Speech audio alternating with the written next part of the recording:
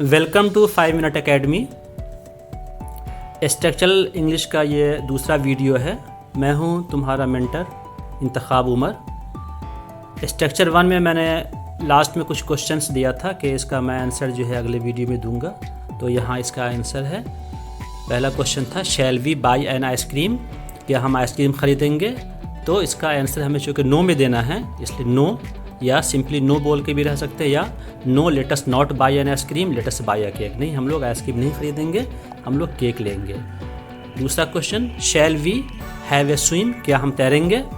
No, या no let's not have a swim, नहीं हम लोग नहीं तैरेंगे। तो हम लोग क्या करेंगे, लेट्स स्टे, यहाँ अस 2 बार हो गया, इसे ये sorry, let's stay at the shore, हम लोग समुद्र के किनारे जो है वो ठहरेंगे, हम लोग रुकेंगे।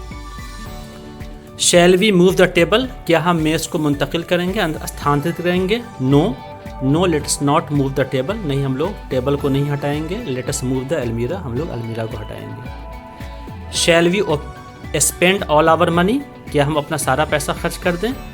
No let's not spend all our money, नहीं हम लोग सारा पैसा खर्च नहीं करेंगे। लेट्स कीप सम, चलो कुछ रखते हैं। Shall we close the door, क्या हम लोग दरवाज़ा बंद कर दें। नो, हम लोग दरवाज़ा बंद नहीं करेंगे। No let's not close the door, तो क्या करना है, लेट्स क्लोज द विंडो, खिड़की बंद करेंगे। Shall we go to Tata, क्या हम लोग टाटा जाएंगे। No let's not go to Tata let's go to Ranchi, हम लोग रांची जाएंगे।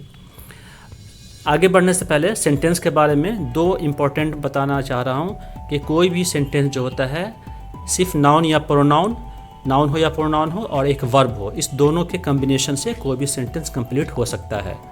और दूसरा कि एक सेंटेंस में सब्जेक्ट होता है और एक प्रीडिकेट होता है। प्रीडिकेट क्या होता है, प्रीडिकेट का मतलब होता है कोई चीज़, ये कहना कि कोई बात सही है, कोई चीज़ सही है। और ग्रामर में क्या होता है कि प्रीडिकेट में वर्ब होता है। जैसे देखो इस सेंटेंस में यहाँ पे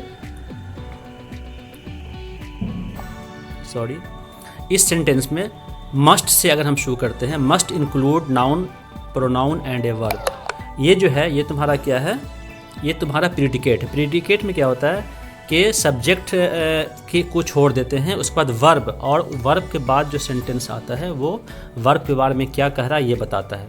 प्रीडिकेट किसको कहते हैं, प्रीडिकेट में वर्ब होता है और सब्जेक्ट के बारे में इंफॉर्मेशन होता है, वो प्रीडिकेट कहलाता है। जैसे यहाँ पे ही रीड्स, ही जो है प्रोनाउन है, वर्ब है, तो ये ही रीड्स वो पढ़ता है, कंप्लीट सेंटेंस है। जैद वेप्ट, जैद रोया, जैद नाउन है, वेप्ट वर्ब है, कंप्लीट है। या ही इसमें सब्जेक्ट है, रीड्स प्रीडिकेट है, जैद सब्जेक्ट है, वेप्ट प्रीडिकेट है। यहाँ पे कुछ थोड़ा सा लंबा सेंटेंस लेते हैं, he is reading a book, यहाँ पे ही तुम्हारा सब्जेक्ट है और इज़ रीडिंग अ बुक जो है ये प्रीडिकेट है।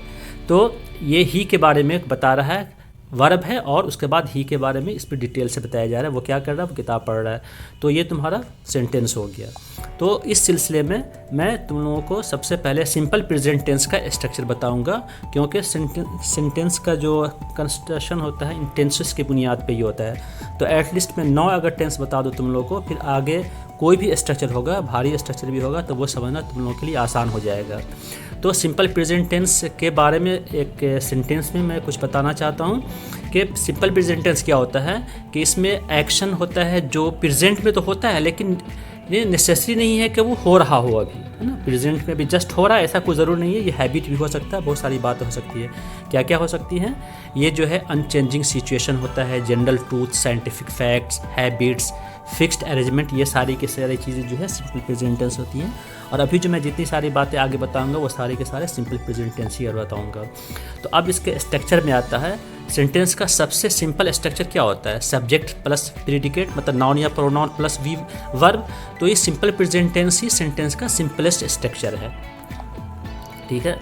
और इसमें या तो subject plus V1 plus V5 होगा, या उसमें अगर चाहो, अगर ऑब्जेक्ट की ज़रूरत है, ट्रांजिटिव वर्ब है तो ऑब्जेक्ट लगाएंगे, तो बात एक ही है, लेकिन सेंटेंस हमारा यहीं पे कंप्लीट है। तो इसका स्ट्रक्चर क्या होगा, सिंपल प्रेजेंट का सब्जेक्ट के बाद वर्ब की पहली शक्ल लगेगी या वर्ब की 5वीं शक्ल लगेगी। वर्ब की पहली शक्ल प्लूरल होती है, वर्ब की 5वीं शक्ल सिंगुलर होती है।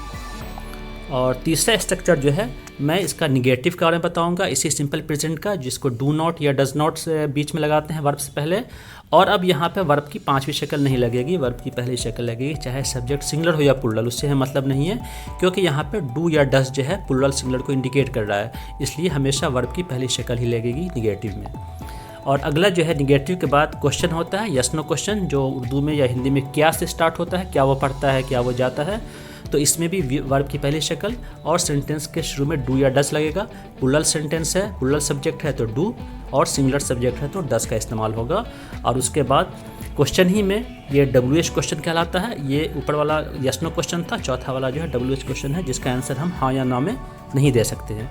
और ये जो सेंटेंस है यस नो क्वेश्चन, इसका आंसर हम हाँ ना में आसानी से दे सकते हैं। आगे बढ़ने से पहले वर्ब के फॉर्म के बारे में मैं थोड़ा सा मतलब तुम लोगों को बताता चलूँ। वर्ब की 5 फॉर्म होती है, 4 भी फॉर्म लोग बोलते हैं, क्योंकि 5वां फॉर्म जो है V1 ही एक्चुअली है। तो यहाँ पर मैं वर्ब की तीसरी शक्ल ही बताऊँगा। पहला फॉर्म होता है प्रेजेंट टेंस, जो बेस फॉर्म भी कहते हैं, रूट फॉर्म भी कहते हैं, या रूट वर्ब कहते हैं, V1 कहते हैं, या वर्ब की पहली शक्ल कहते हैं, या वर्ब का प्लूरल फॉर्म भी कहते हैं। दूसरा होता है पास्ट टेंस V2, जिसको सेकेंड फॉर्म ऑफ वर्ब कहते हैं। और तीसरा होता है पास्ट पार्टिसिपल, जिसको V3 कहते हैं, ये परफेक्ट फॉर्म होता है वर्ब का, ये थर्ड फॉर्म होता है। ठीक है, तो ये जो है पहला फॉर्म जो होता है वो सिंपल प्रेजेंट टेंस में लगता है, जो हम लोग लगाएंगे, पहला और पांचवा ही लगाएंगे। V2 का और V3 का इस्तेमाल हम लोग नहीं करने जा रहे हैं आज के इस वीडियो में।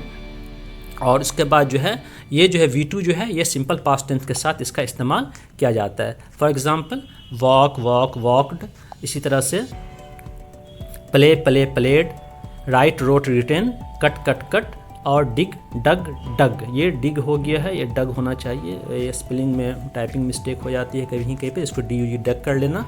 यहाँ पर मैंने ये बताने की कोशिश की है कि या तो सिंपली जो होता है वो ED लगा करके सेकेंड फॉर्म थर्ड फॉर्म लगाते हैं, या जो इरेगुलर वर्ब्स होते हैं उसके तीनों फॉर्म जो होते हैं अलग अलग होते हैं। जैसे ये तीनों इरेगुलर फॉर्म है, ये दोनों रेगुलर फॉर्म रेगुलर वर्ब है।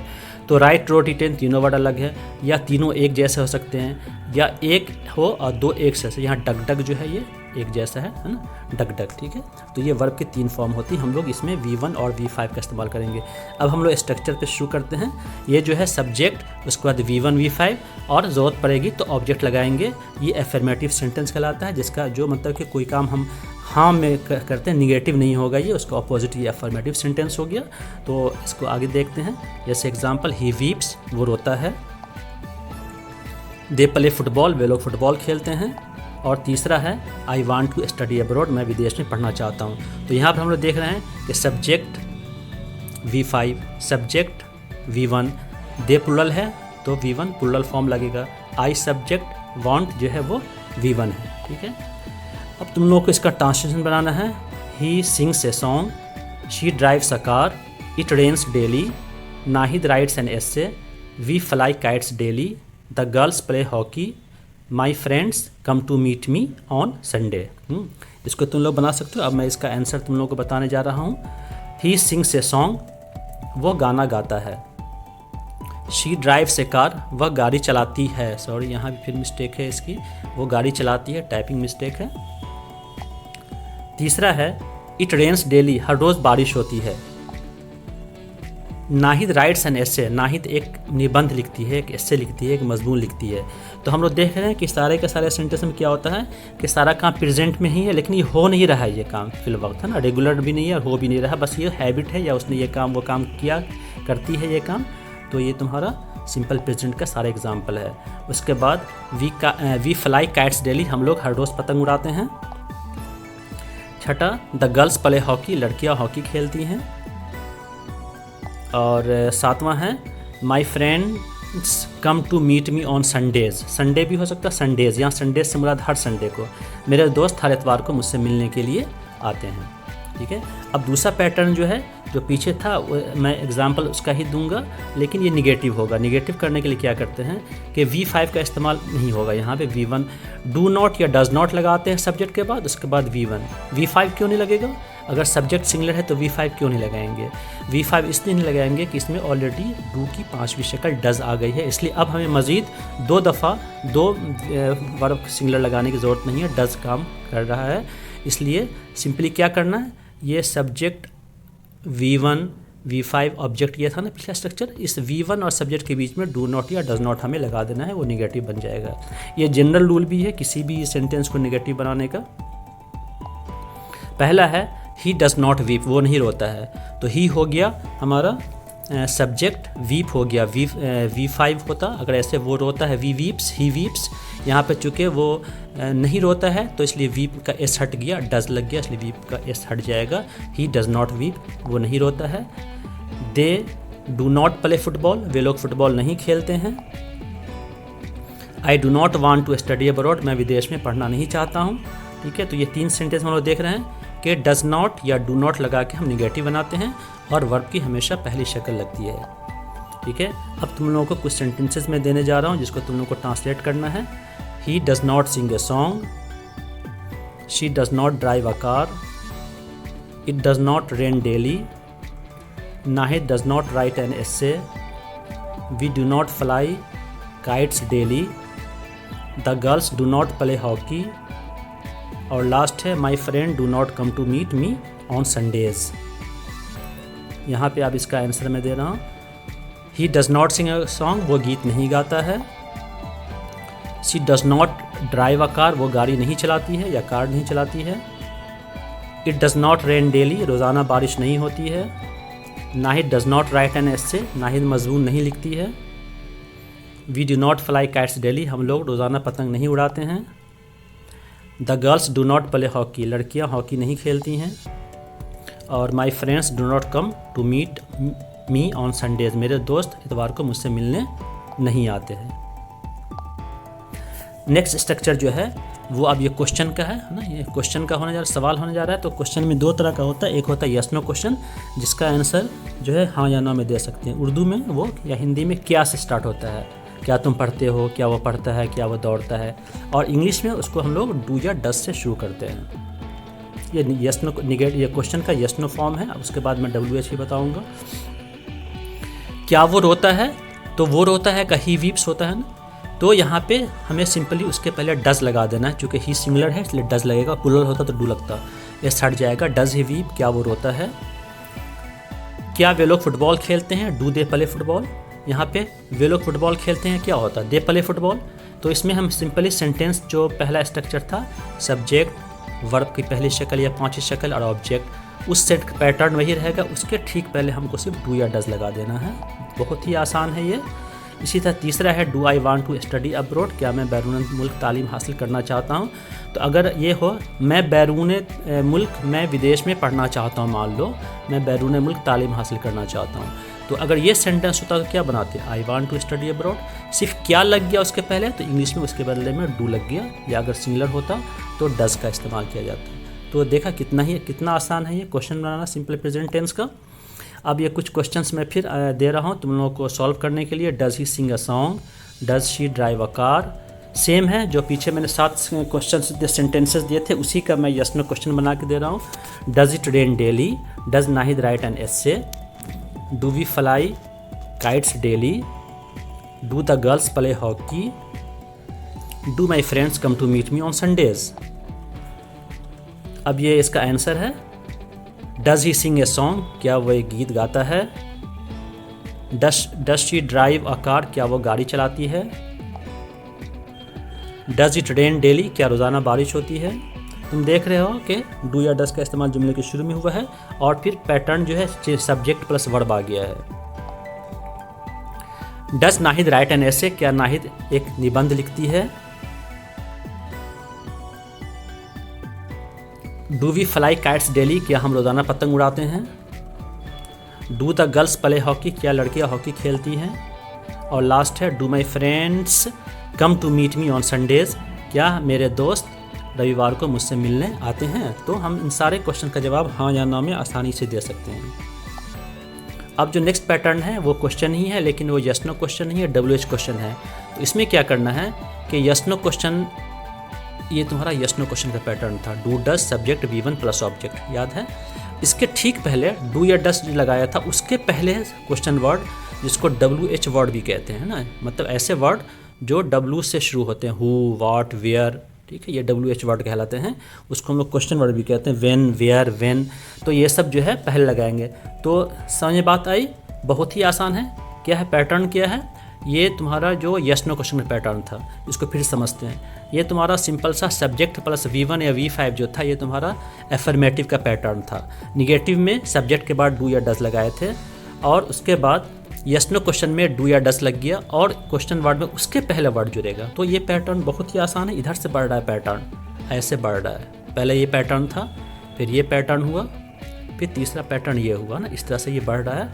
ये WH क्वेश्चन है। इसका जवाब जो है हम लोग यस या नो में नहीं देंगे, हमें पूरा सेंटेंस बोलना पड़ेगा। वाई डज ही वीप, वो क्यों रोता है? यस नो, क्या ये आंसर है? नहीं, वो क्यों रोता है, इसका आंसर हमें देना पड़ेगा, इसका आंसर। ठीक है। इसी तरह से where do they play football, वे फुटबॉल कहाँ खेलते हैं? तो हम देख रहे हैं कि अगर हम ये क्वेश्चन होता क्या वो फुटबॉल खेलते हैं, तो होता डू दे प्ले फुटबॉल। अब ये है वो फुटबॉल कहाँ खेलते हैं, तो कहाँ का मीनिंग क्या होता है? वेयर। तो जो भी क्वेश्चन वर्ड है वो डू या डज से पहले लगेगा, where do they play football. तीसरा है when do I want to study abroad, मैं विदेश में कब अध्ययन करना चाहता हूँ? तो मैं विदेश में अध्ययन करना चाहता हूँ, I want to study abroad. क्या मैं विदेश में अध्ययन करना चाहता हूँ? Do I want to study abroad. मैं विदेश में अध्ययन कब करना चाहता हूँ? When do I want to study abroad. Very easy. अब तुम लोगों को फिर 7 क्वेश्चंस में देने जा रहा हूँ, सेम जो पीछे मैंने दिया था उसी को ये WH क्वेश्चन बना कर दिया है। Why does he sing a song, when does she drive a car, why does it rain daily, why does Nahid write an essay, where do they fly kites daily, why do the girls play hockey, and why do my friends come to meet me on Sundays. तो ऐसे इसका answer तुम लोग बहुत आसानी से दे सकते हो, फिर भी मैंने इसका आंसर आगे यहाँ बता दिया है। Why does he sing a song, वो गाना क्यों गाता है। When does she drive a car, वो कब गाड़ी चलाती है, या वो गाड़ी कब चलाती है, एक ही बात है। Why does it rain daily, रोज़ाना बारिश क्यों होती है। Why does Nahid write an essay, Nahid मजमून क्यों लिखती है। Where do they fly kites daily, वो रोज़ाना पतंग कहाँ उड़ाते हैं। Why do the girls play hockey, लड़कियाँ हॉकी क्यों खेलती हैं। और last, why do my friend come to meet me on Sunday, मेरे दोस्त रविवार को मुझसे मिलने क्यों आते हैं। तो उम्मीद है कि तुम लोगों को पसंद आया होगा वीडियो, और अपने कमेंट्स ज़रूर लिखना, और फिर मैं बहुत जल्द आऊँगा दूसरी वीडियो।